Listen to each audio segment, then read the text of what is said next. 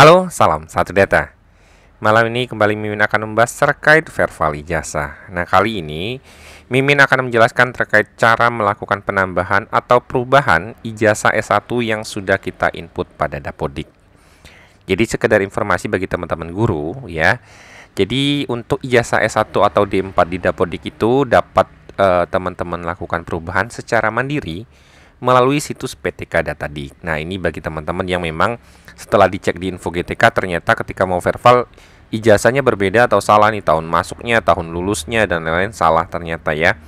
Atau bagi teman-teman yang baru lulus punya ijazah pendidikan S1 yang baru yang ingin menambahkan atau ingin merubah, caranya itu ya.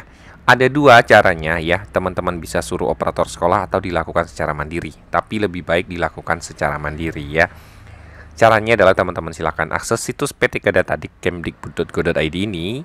Kemudian teman-teman silakan login menggunakan SSO ini. Nah, username dan passwordnya silakan teman-teman tanya ke operator Dapodik. Dan ini sama ya passwordnya dengan teman-teman login ke info GTK. Jadi silakan login. Kemudian setelah teman-teman memasukkan username dan password, silakan klik masuk dengan tombol ini ya, klik masuk. Kemudian nanti akan muncul seperti ini, teman-teman cukup klik saja sampai muncul ke halaman tampilan dashboardnya ya. Nah, ini adalah tampilan dashboardnya, nanti akan muncul selamat datang nama teman-teman di sini ya, sesuai nama guru masing-masing. Nah, di sini teman-teman silakan klik menu yang namanya pendidikan yang ada di sini. Nah, di sini Mimin contohkan ini adalah kasus PTK yang memang dia belum menginputkan riwayat pendidikannya ya. Jadi contohnya pas banget. Jadi di sini ketika teman-teman menginputkan atau mengklik tombol pendidikan di sini ya, nanti akan muncul sebenarnya ini jenjang yang sudah pernah teman-teman isi. Apakah dari jenjang SD, SMP, SMA atau SMK, S1 maupun S2 atau S3 jika teman-teman memang pendidikannya sampai S2 atau S3 ya. Nah, di sini kasusnya adalah kita akan melakukan perubahan untuk penambahan atau perubahan untuk jenjang S1. Nah, kasusnya di sini Mimin itu akan melakukan penambahan S1 ya. Nah, teman-teman juga dapat melakukan perubahan atau penambahan untuk jenjang S1. Caranya sama.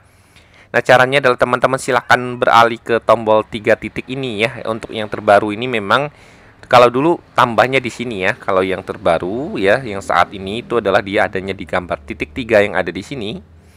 Silakan teman-teman klik di sini, kemudian silakan teman-teman tambah riwayat di sini. Nah, nanti akan muncul sebuah formulir seperti ini. Nah, sebelum mengisi ini, Mimin sarankan teman-teman itu menyediakan file ijazah teman-teman ya. Jadi sebelum mengisi ini, teman-teman pastikan siapkan data ijazah teman-teman agar tidak salah di dalam pengisian nantinya. Ya, jadi teman-teman silakan sesuaikan. Jenjangnya adalah di sini contohnya adalah Mimin S1 ya. Mimin contohkan punya teman Mimin adalah S1. Nama perguruan tinggi ini teman-teman silakan cari di sini ya, menggunakan tombol kaca tadi. Di sini teman-teman silakan cari nama kampus teman-teman, misalnya PGRI Bandar Lampung. Kemudian silakan dicari, ya. Nanti di sini akan muncul nama kampusnya, misalnya SKIP PGRI Bandar Lampung. Silakan dipilih. Nah, ini otomatis ya, nanti teman-teman menyesuaikan dengan nama yang ada di ijazah teman-teman tentunya. Nah, Mimin contohnya itu. Dan caranya adalah teman-teman silakan ketik, nanti muncul otomatis ya. Jangan diketik manual, tapi diketik saja, nanti dipilih, dia akan muncul otomatis. Kemudian fakultasnya, teman-teman ini juga sudah muncul otomatis dari PD Dikti ketika itu. Di sini fakultasnya adalah bimbingan dan konseling ya. Kebetulan punya teman Mimin adalah BK. Kemudian bidang studinya, teman-teman silakan pilih juga bimbingan konseling di sini. Nah, ini teman-teman tinggal menyesuaikan dengan miliknya teman-teman ya, bimbingan dan konseling. Ini dia. Nah, ini teman-teman perlu menyesuaikan ya. Kalau memang teman-teman itu bimbingan dan konselor, berarti teman-teman pilihnya bimbingan dan konselor ya. Ini karena memang di ininya bimbingan dan konseling, di jasanya teman-teman pilih itu. Nah, kalau statusnya kependidikan, kampusnya adalah kampus kependidikan, itu jawab iya ya. Kalau tidak, jawab tidak. Kemudian gelarnya teman-teman silakan cari ya, gelarnya adalah sarjana pendidikan atau SPD.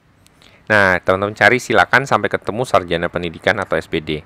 Nah, tahun masuk ini menyesuaikan seperti yang ada di jasa juga ya, 2011. Kemudian tahun lulusnya adalah 2015 ya, Mimin contohkan di sini. Kemudian untuk nomor induk mahasiswanya juga disamakan seperti yang ada di ijazah ya. Jadi teman-teman samakan.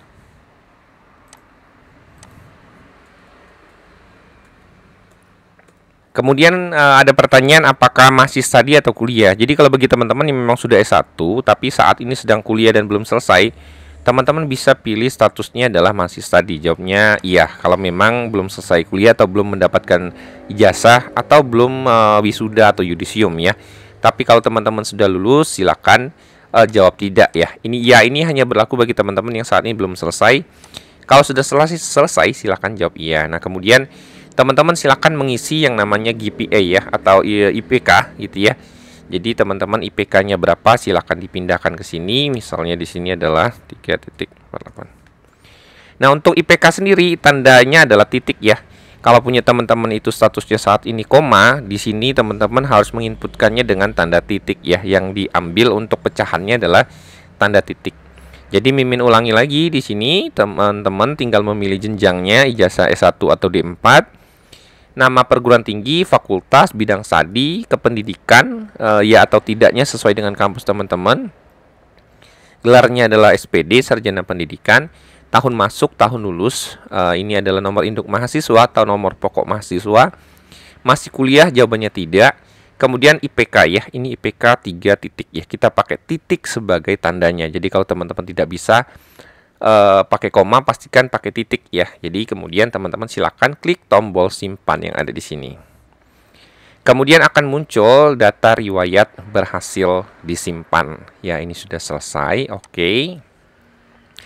Nah, di sini nanti akan muncul satu jenjang pendidikan teman-teman yang sudah berhasil diinput ya. Nah, nanti ketika operator Dapodik teman-teman melakukan tarik data atau sinkron, data ini langsung nanti akan turun ke Dapodik lokal ya. Jadi kalau teman-teman lihat, saya menambahkan ini di 6 September 2023 ya. Jadi ini sudah masuk. Jadi kalau teman-teman ada perubahan, teman-teman boleh juga klik menu edit ya. Tapi di sini edit yang muncul itu hanya untuk tahun masuk dan tahun lulus.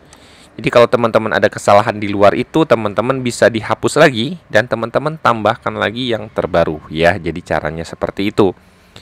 Ini adalah bagi teman-teman yang keperluan untuk verval ijazah, baik itu ada kesalahan maupun ada penambahan ijazah yang baru. Dan mohon dipastikan ketika teman-teman menambah di sini kok langsung nanya di info GTK-nya belum masuk, sabar ya. Karena memang info GTK untuk perekapannya cukup lama gitu ya. Nunggu direkap di info GTK itu penarikannya cukup lama. Bisa 2-3 minggu, kadang bisa 1 bulan.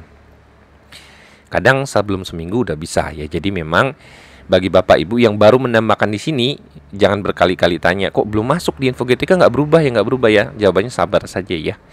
Jadi ini adalah cara untuk melakukan perubahan atau penambahan atau mengedit pendidikan S1 atau D4 pada PTK Datadik untuk Dapodik tentunya ya. Jika ada pertanyaan teman-teman silahkan komen di komentar, akan Mimin bahas. Semoga informasi singkat ini bermanfaat. Salam satu data.